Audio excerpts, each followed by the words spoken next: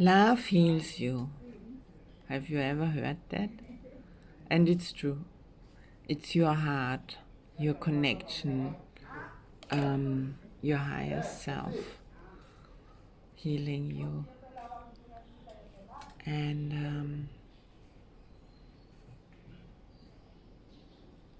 I know that we have a lot of programs and points of views about healing and what that means and how it looks like and how it should look like, and if we don't see that, what we expected and what we thought we know about healing, then it's not healing. And I can tell you that I have been shown so many forms of healings that I don't believe anymore my ego limitations of healing and what that means and how it should look like and who is gonna heal me and what is gonna heal me. It's really truly the love. It's truly the love. It cannot be your ego mind with all that fear-based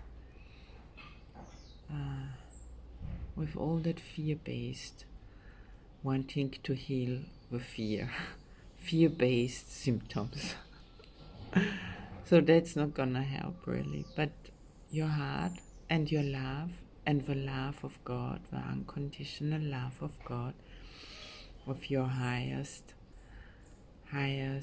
self, your highest, bigger self is gonna help you. So we do not see neutral things because we give everything the meaning it has for us. We bring the past into the present, and this lesson helps us to recognize and acknowledge the meaning we give to everything we see or experience.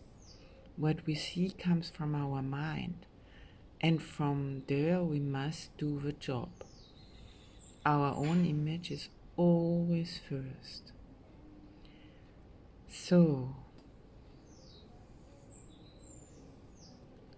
now the idea of today of lesson 17 of A Course in Miracles is I see no neutral things. Yesterday we had I have no neutral thoughts, and today we look at it, I see no neutral things. This idea is another step in the direction of identifying cause and effect as it really operates in the world. You see no neutral things because you have no neutral thoughts. It is always the thought that comes first, despite the temptation to believe that it is the other way around. This is not the way the world thinks, but you must learn that it is the way you think. If it were not so, perception would have no cause and would itself be the cause of reality. In view of its highly variable nature, this is hardly likely. In applying today's idea, say to yourself with eyes open, I see no neutral things because I have no neutral thoughts. Then look about you, resting your glance on each thing you note long enough to say, I do not see a neutral. I do not see a neutral, and then you fill it in, because my thoughts about this, you fill it in, are not neutral. So it could look like, I do not see a neutral plant, for example, because my thoughts about these plants are not neutral. For example, you might say, I did not see a neutral wall. It's coming. Because my thoughts about walls are not neutral. I do not see a neutral body because my thoughts about bodies are not neutral. It's a funny game. Don't take it serious, and remember, you do not need to understand anything of that. Just play with that. Just allow yourself to play and play and play and play with those exercises. As usual, it is essential to make no distinctions between what you believe to be animate or inanimated, pleasant or unpleasant. Regardless of what you may believe, you do not see anything that is really alive or really joyous. That is because you are unaware as yet of any thought that is really true and therefore really happy. 3 or 4 specific practice periods are recommended, and no less than 3 are required for maximum benefit. Even if you experience resistance.